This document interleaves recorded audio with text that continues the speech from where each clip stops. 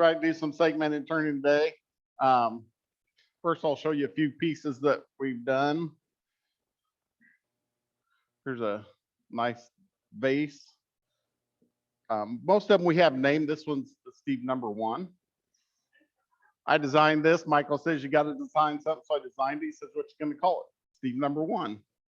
Oh, over here. There we go. We got to remember I'm on camera. Yeah, I see that now. So that's what I called this one, was Steve #1. It's kind of a neat design on that one. Then I decided to make something else, so I made the Steve #2. This is actually a piece that I saw somebody else turn out of a solid piece, and I thought, well, that's kind of neat shape and stuff. So I figured out how big of pieces we need. We've made that.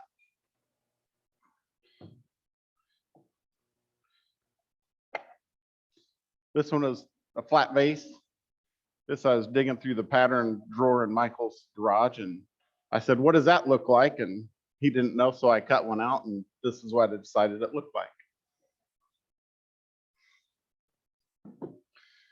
And then this was just show you can make the lids and stuff with it too. We make cookie jars and the boxes, but there's a box with open segment in it. And there's the lid, little rose engine. We use a rose engine on quite a bit of stuff, just kind of enhance a little bit. And then this is a ball jug. This one Michael made. It's got enhancement rings in it. This looks like maple and cherry, I think, in there. Cherry and yeah, African cherry in there. So it's another design. So once you start playing with this, you can make any. Michael, they sold it, but he has this same look, kind of like this ball jug, but it's probably a 20-inch jug that he's created out of this. So once you get it figured out, you can make anything you want. You don't have to have a huge chunk of wood to do it. So the first thing you got to do is decide what you want to try to make. So you can either go, well, I'd like to make something I already got, or you can go to, there's web designs. You can go online and find things. You can just find a picture one and kind of decide how big of pieces you need. So once we decide what we want to make, like the Steve #1, the Steve #2, all those pieces over there, we have patterns in the shop. This is what our pattern is. So each different piece, this we can see that good. We can pass them around. And then what we do, because Michael uses them too, and as everybody knows, Michael can't see. So this one has holes in it. So when he's cutting this out, he can fill those holes, and that way he knows how many rings he needs of this size piece of the different pieces. So that's what we, here we'll pass one around to kind of show them what we.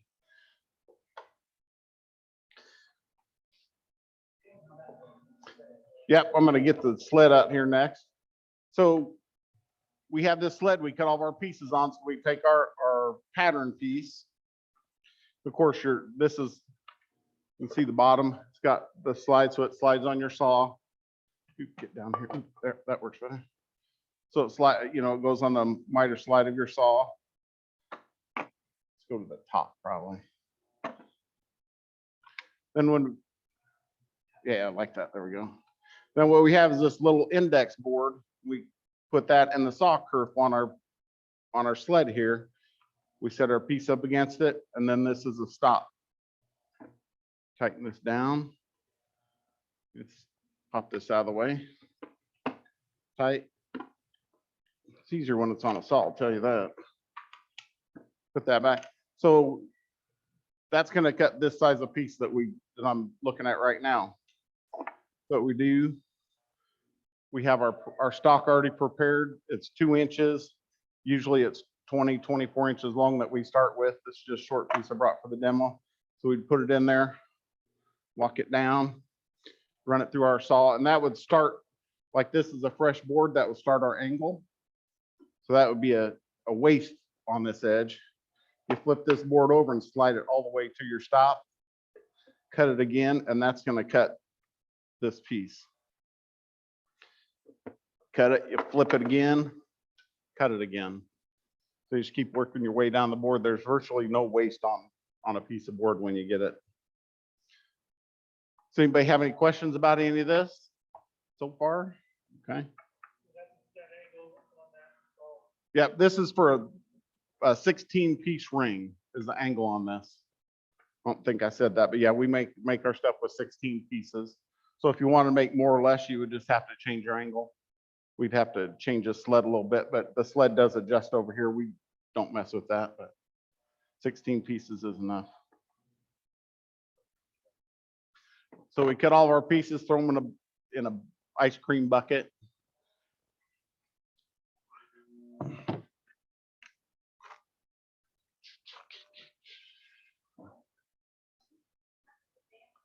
Nope, table saw. Yep, we got it set up on the table saw. You just run it through on your sled, just run it through, flip it, run it, flip it, run it. Just got to pay attention to what you're doing. We do have a stop on the back of the table saw so your sled doesn't get cut in half. It's always not a good thing. So after you've done it, you get a whole bunch of little pieces. So what we do with those, I'll show it up here. You guys will be able to see better. We got sandpaper, sand all the edges. So you hit the face a couple times, both faces. Then the edge you're going to glue, we try not to sand too much because you're going to mess up your angle if you do too much. So we usually just hit it once each way and then just try to hit the corners to get any little burrs off of it. So that would be, you get to do that to every piece then. So you'd go through all that. I thought these have already been sanded. I cheated. So then you got all your pieces of wood. And I got 8 here. So now, how do you glue them? Some people put glue in between them, put 2 down, set it down, and just let them set, and they put 2 more, 2 more, 2 more. They kind of let them set up, and then they put the 2s together. Then they put 4s together. So Michael created this. It's a glue jig. You glue half a ring at a time. So on one jig, you can glue your whole ring. I'm going to set it real quick from a ring. So what we got, we have one end of this is fixed. It has a little piece of 1/2-inch dowel on it to let your pieces rock a little bit so you can get them tightened up there. And this other piece adjusts. So you can do a pretty small ring, or you can get probably a ring too big to do both sides on here. And it just adjusts with a wing nut. We put clear tape down so the glue's not sticking to your board. So this is just clear packing tape. This is actually some he got that's actually 12 inches wide. We just has one piece and wrapped it. And then our gluing jigs also have some tape on them to keep the glue off of it. So when you go to do this, I'm not going to actually glue it because it'd be a mess. It is a mess. Put some glue on one side, just start setting across here. Put glue on both sides. You work your way around. So then you got it set up like that. Then we hold them in place with a rubber band. They don't slide as much when they're got a little glue on them. The glue does hold them a little bit.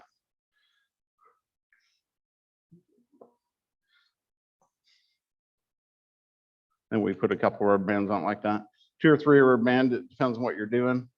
We make sure it's pushed down so it's going to be true on the bottom, then that it's lined, that the outside edge is lined up on there. So that's what it would look like as it's gluing. And then I'd flip it around and do the other side. And we got 5 of these boards, 5 or 6 of these boards. So I'd do one, I'd set it over the side. I'd do another one, set it over the side. When I'm done with those 5, I go to the bottom one. Then I pop the rubber bands off. This will go flying. Nope, it didn't. I pop it off there because it's going to start adhesing to the tape even though it's down there. So I take it off there, I wipe off any excess glue on the top.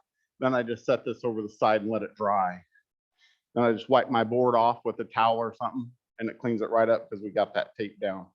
So, I mean, they're a real good idea when you're trying to glue something up. They work really nice.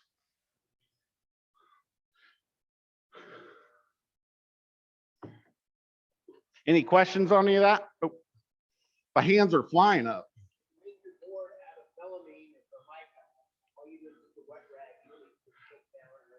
It does, it still sticks pretty good. It starts sticking faster though, because that's what I use on mine, but I still put the tape on it. Still makes it easier to pop up, especially if you leave it, if you're a little slower and it will adhere down to it. Type 1-3.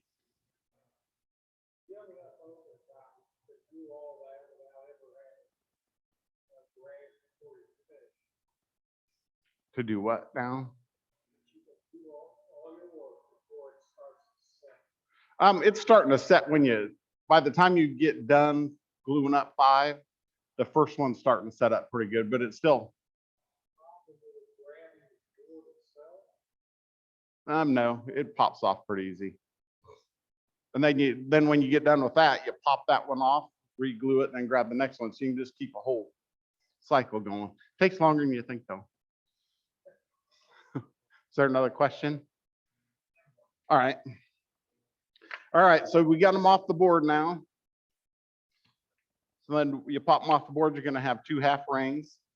Depending on how well you are at sanding and cutting, sometimes you're a little bit off. So what we do is we take them by a 6x48 sander, and we got a table built on there so it's square to the sanding belt. And we just touch the side to make sure we're square. And then we square up our faces on our rings so we can glue them together. Because right now this one's not. It's just one I found in the garage. So I mean, it was off quite a bit.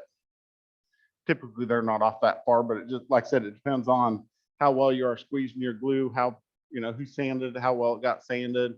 If a piece is a little off when you're cut, I mean, there's little hiccups as you're doing this. So then we'd glue those together. Again, back to the rubber bands, rubber band them together, let them set there for a while till they're good and glued up. Then we end up with rings. Yep. We do the whole thing with rubber bands pretty much. Usually I put a light rubber band like that on to hold it. Then we got these heavier ones like Michael had back here on his jig. A little thicker rubber band. And no, that'll hold it real good. You get that on those. Haven't had any issues with it. I usually let these set for about a day to make sure the glue's really cured, because now we're going to run them through a Performex sander to clean up the side, both faces, so we can glue them together. So what we typically do is you have all your rings. One thing I want to tell you though, when you're doing it, if you're doing the bottom, don't glue the bottom together when you're doing this, because then you can't put it in there. When we do the bottom, I'll show you, but I've done it. You all right, I got to make another bottom now, Michael. So we run these through the Performex sander till we get all the glue off of them and they're nice and even. And then what I typically do when I get all my rings where they're done, I'll run them through the Performex 4 more times. I'll run them through so they're finished. There's no glue or anything left, no ridges. I run them through twice on each side. I turn them. I do that 4 times. I just think it trues it up more. If not, sometimes you'll go to glue them up and they'll be a little off. So you got a sanding block you put up there to true them up. And I've not had that problem since I started doing that. So we'll go to this check first. So here's some that are done that we would sand. I'm not going to glue things, but I'll show you how we do it. We'll get this check off here.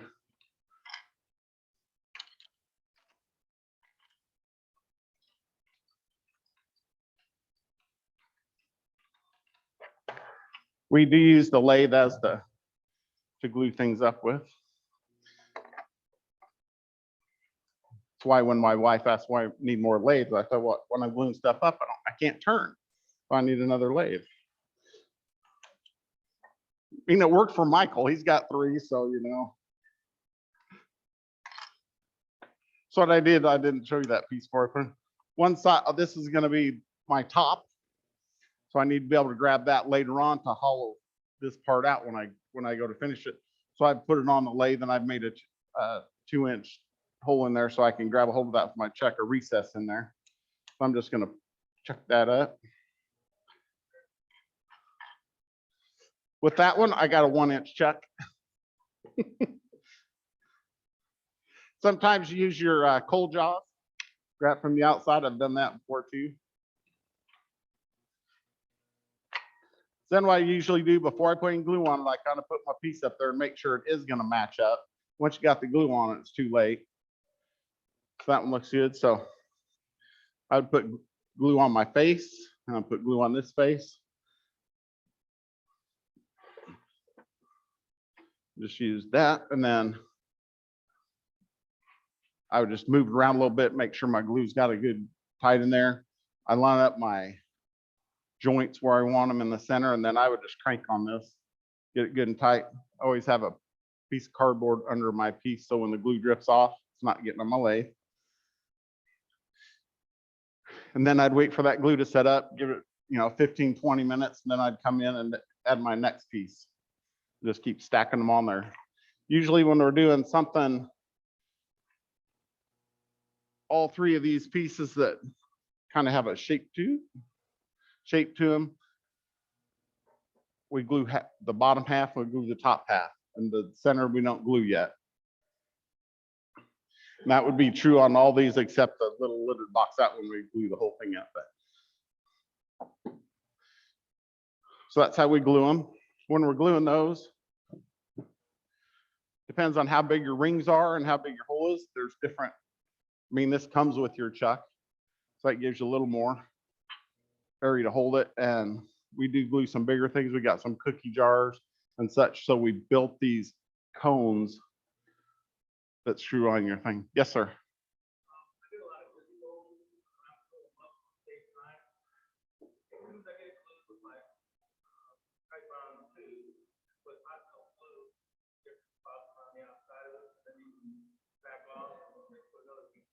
That'd probably work. Yeah, it's a good idea. So you can make these. That's what we did. We just put a nut on the back. They screw right on. You just take this cone off. It screws right onto your live center. Then you can use that to hold stuff. Got this one. I got one bigger, and Michael's got one. I've never seen him use it, but it's even bigger. So it's probably for that big jug he makes. So if you don't have it, a lot of times you can make it. We'll get rid of this real quick.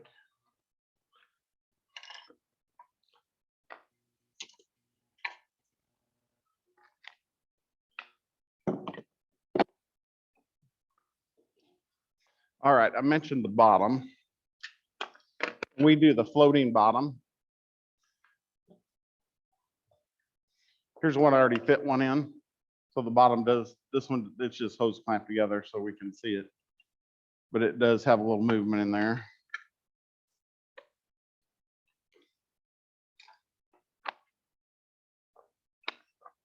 So that's what we make. So we get our ring. Hose clamp our ring together, put it in your chuck or in your cold jaws. Then I use my parting tool or a badan, cut this groove in there, cut your hole in there, whatever size you want your bottom to be. We have a router set up that cuts this groove. So you go over to the router table with it still in the pipe plant. There's the, you can see it like that. Cuts that groove in there. Does that work? There we go. There, we can see the groove now online. So we cut our groove for our bottom to go in. Then we pop it apart and make a bottom. I'll show you how to make that. Right, we make the inside of the ring round, and then we take it over the router table and route the groove in there. Okay. To make the bottom, we got to measure. We want to know how big we want it. So we got these calipers. We're gonna get the size. So that's how big I want the bottom to fit in there. I need to change chucks again.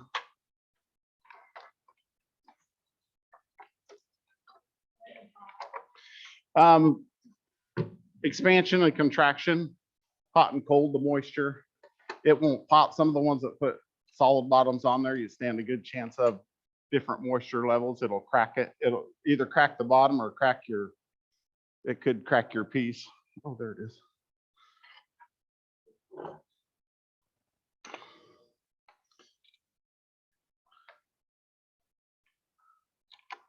Okay. So this is a piece of wood we had. This is a piece of box elder. It was probably a lid to a box that we had that was extra. It had a crack or something in it. We weren't going to use it. So I made this jig to hold my flat piece of stock to make my bottoms out of. It's just done by pressure. I'll put this in there.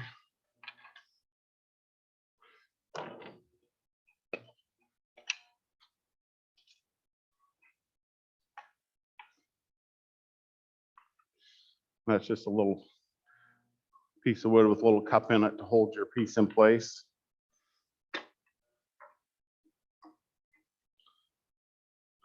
Make sure it's centered on there.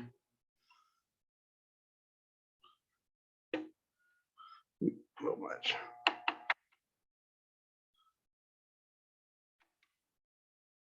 Good. Then this is just being held there just by pressure. That's how big we want that lid. So it's almost that bottom.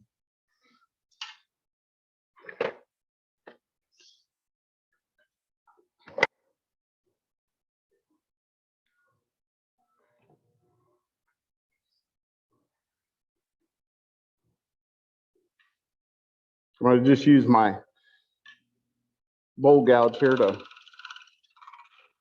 cut this off.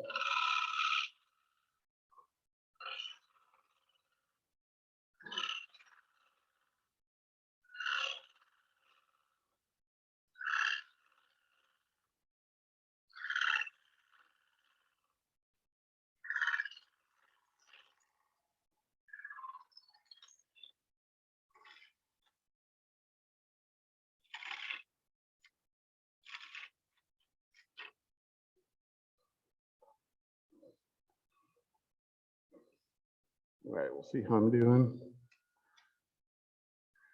Got to take a little more off there to get her to fit.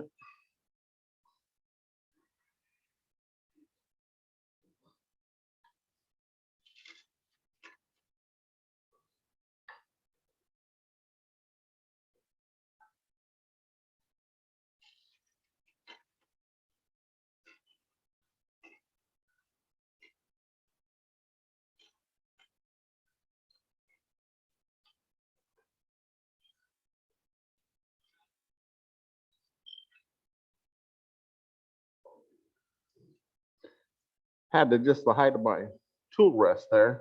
I typically don't have to do that because when I've turned on the Powermatic in Michael's shop, he's got a call up there. It's always at the same height. You don't have to.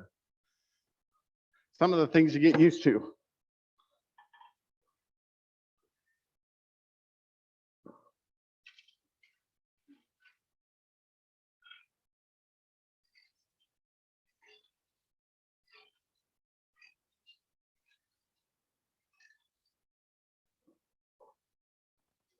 Try that again. There we go.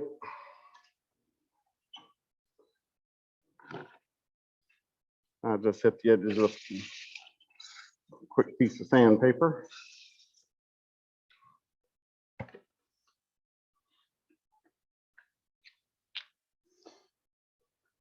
There we got a bottom.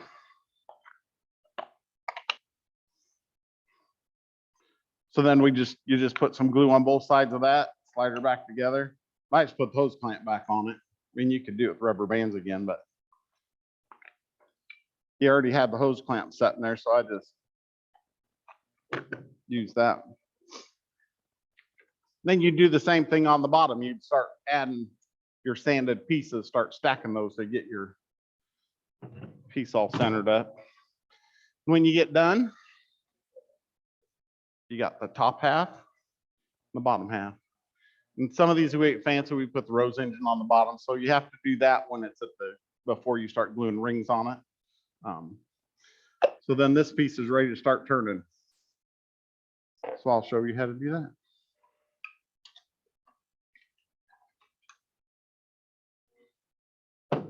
It's amazing how much stuff you need to do this. I'm telling you that. To do anything, isn't it?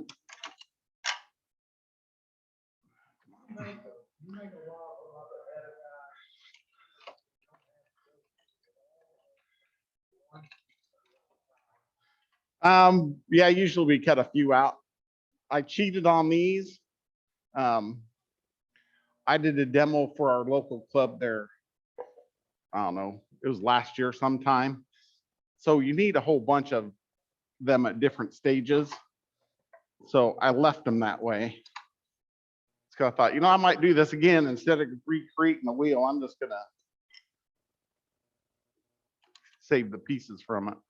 So that's what I did. So this is some stuff I had sitting there waiting to do a demo. All right, so we put our bottom in, we put our top on. This is how we're gonna turn this piece. Just press together. So again, I'm gonna line it up how I want it.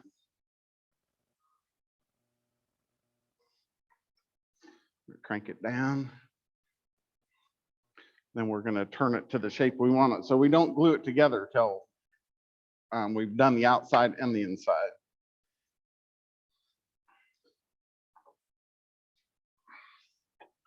So I'm gonna get my bowl gouge and shape the outside of this box.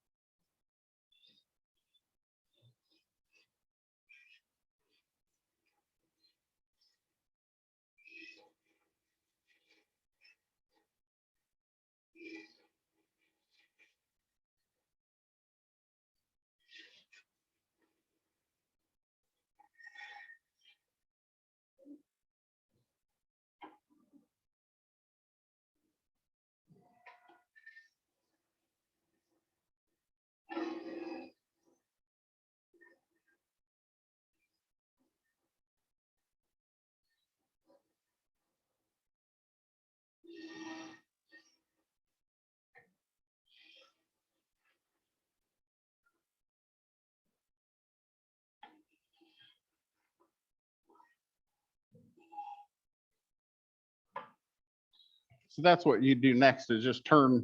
Maybe it's just a rough shape. I'm not gonna spend all day turning. You guys all know how to turn. So I just took off the square edges. You get the final shape you want.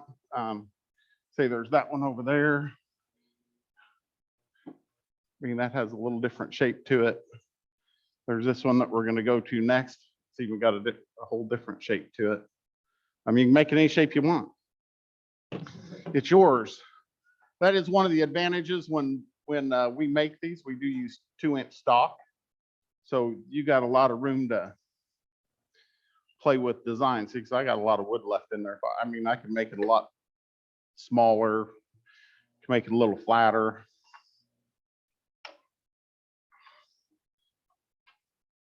So I know what we do is I'm just going to start showing you how to do this. You guys all know how to do it. I just want to. Then we would take our 2 pieces. We'll do 1/2 of it anyway. Make sure this should work. Then we'd start taking the inside out.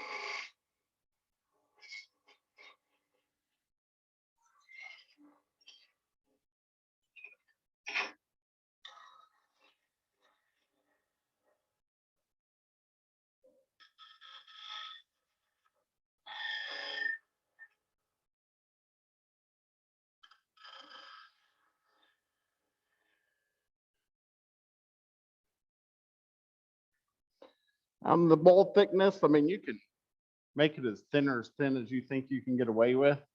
I usually make them, I don't know, probably a little less than 1/4 anyway.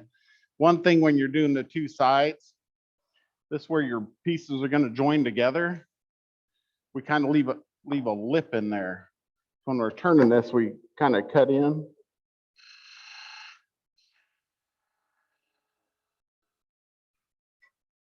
And then go to your wall thickness. So you got a little lip here on the edge.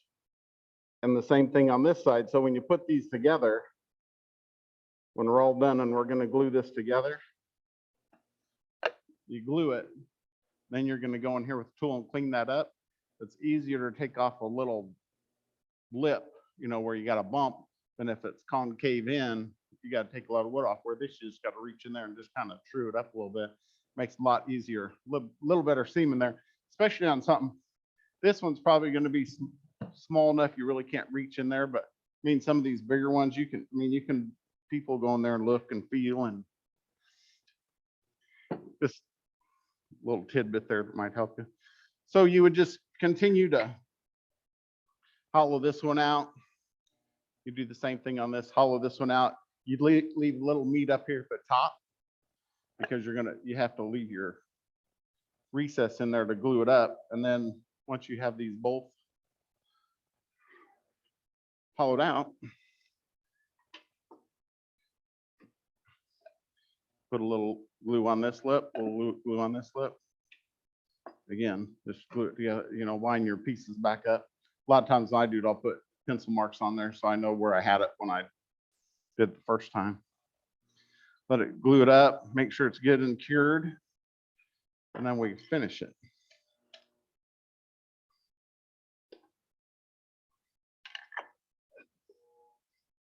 Has anybody got any questions?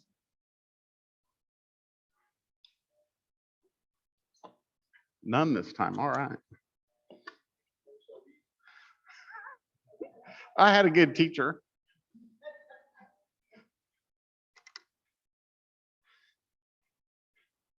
I tried not doing it forever, and Michael kept showing my wife all this nice stuff he was making, and she's like, "You can make that." I said, "I don't know how to do it. Don't know how to do it." That worked for a while, and then he threatened to cut out a piece and send it home with me. So I said I may as well give up and do it. So then I got all kinds of stuff to do.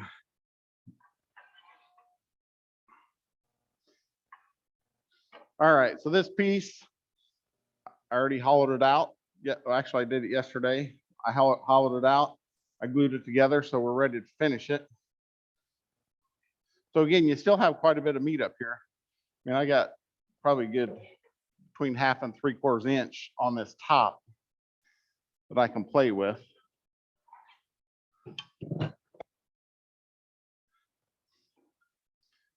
I'm gonna make my top kind of the way I want it to look.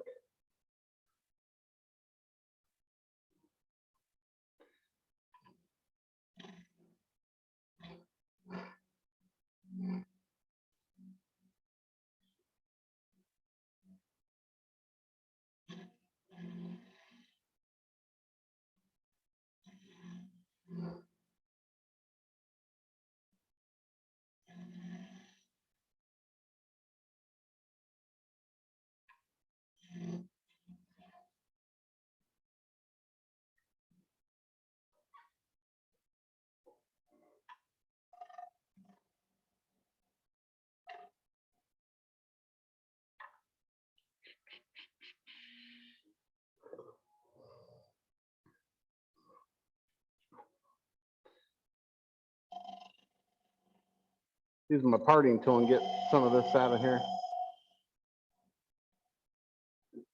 Open my hole up. There we go. All right, and like I said, there's, I don't know if I can feel it now that I got that thing. You can almost feel it where that two pieces came together in there. Make the hole a little smaller, wouldn't have to worry about it. So typically what I do is I got this easy wood tool, and I'm gonna clean up that edge in there with the easy wood tool. Hopefully.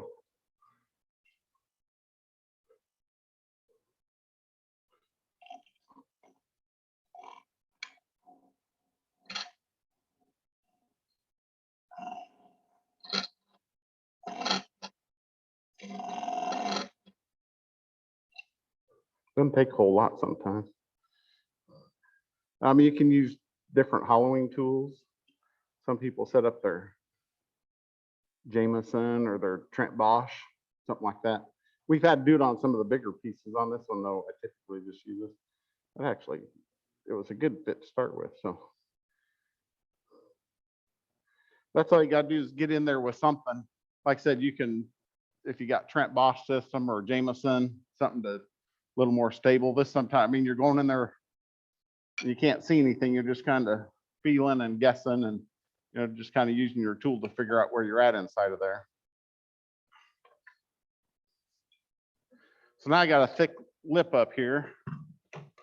Actually, I can take part of it off right with that. So we're going to finish up this top inside. Well, I got this easy wood tool again. We'll just clean some of that up. Anybody got any questions about anything?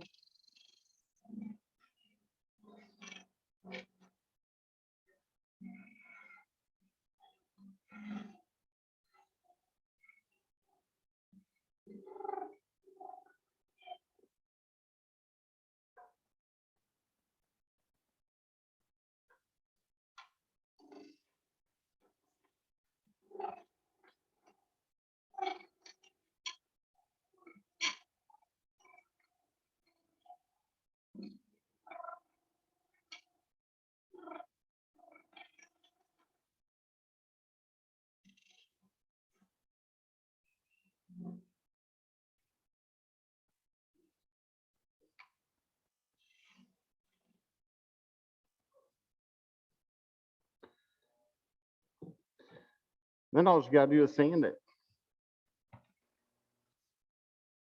Then once I get the inside finished the way I want it, I would just start sanding the outside. You know, start your heavier grit because it's not been sanded. Like I said, I just rough turned it, glued it together. Then you'd finish sanding it and then go to finishing it. Anybody got any questions?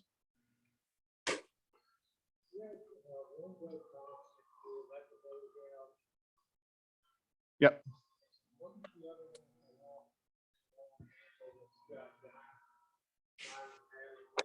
This is same thing. It's a one-way bowl gouge.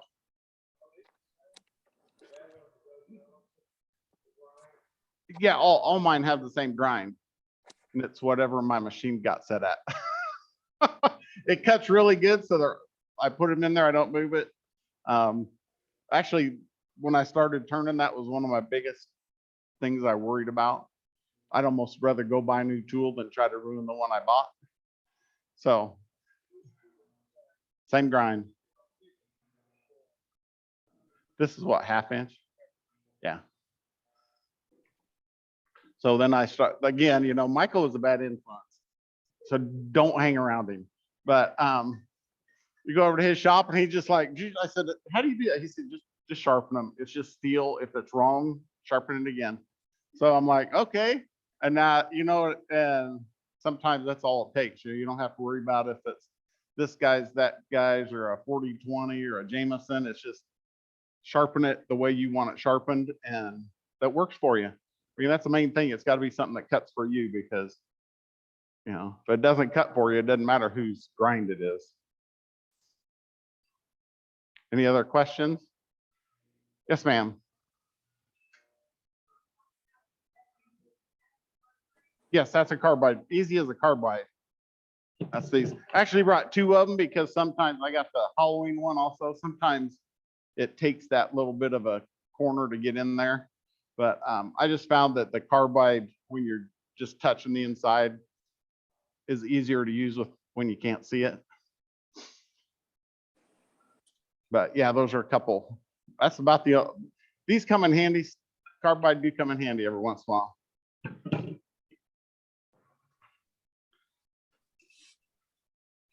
Any other questions? Wipe on poly. Yeah, we start with wipe on poly, and probably minimum things probably got 8-9 coats on it. We put a coat on, hit it with 320, put another coat on 320. Sometimes we'll put 2 coats on, then hit 220, just depends how it feels. Then we let it set and cure for about 20-30 days, at least that long, sometimes longer, depends on how busy you are. And then we got just buffing compound, just car buffing compound for rubbing things out, that we put on there and just rub it out. Put it on there with a little gauze pad and then rub it off with a towel. Nope.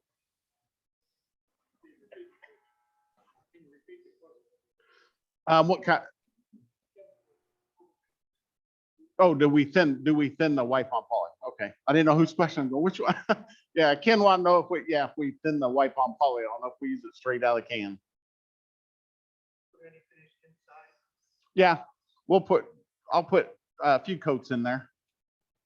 And I'll wipe them in there. Some of the bigger items, you just kind of put it in there and swish it around, turn it upside down, let it run out, and do the best you can. But yeah, we put finish in. Probably doesn't have as many coats on the inside, but yeah, we do coat the inside of them. Did I miss anything, Michael?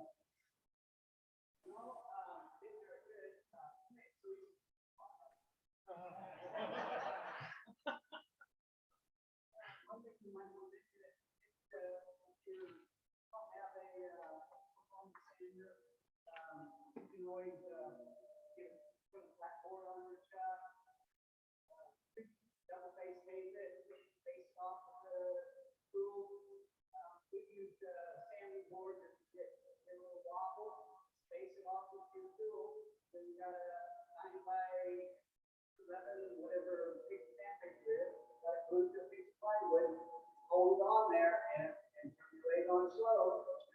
It's nice and flat for you. The next one on. All that coincide. If you don't have a thumb sander or something like that, get it glued on, and then you can do the same thing with face off. Other than that, it's great job. All right. You those bigger jugs at that. Like the guy when he was turning opening the mouth of it. Yeah, I was going to mention that.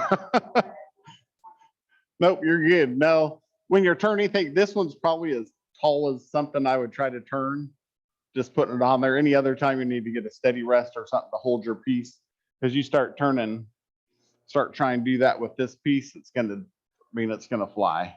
And I know that because this one did. Michael said, just come over and use it. I go, no, I think I can get it just a little bit. I said, yeah, I'm gonna come over, Michael, because I didn't hardly touch tool to it and it wanted to leave the chuck. So definitely some type of steady rest. You can buy them. You know, they ain't cheap, but a lot of people are making them nowadays too. But rollerblade wheels and some plywood.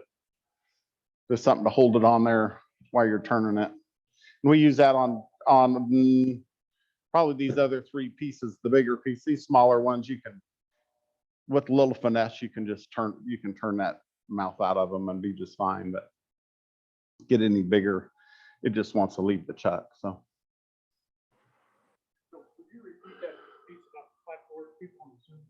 Oh, okay. So what Michael was talking about was if you don't, as I mentioned, when I had the rings trying to flatten them and get the glue joints out of it, is we use the Performex sander.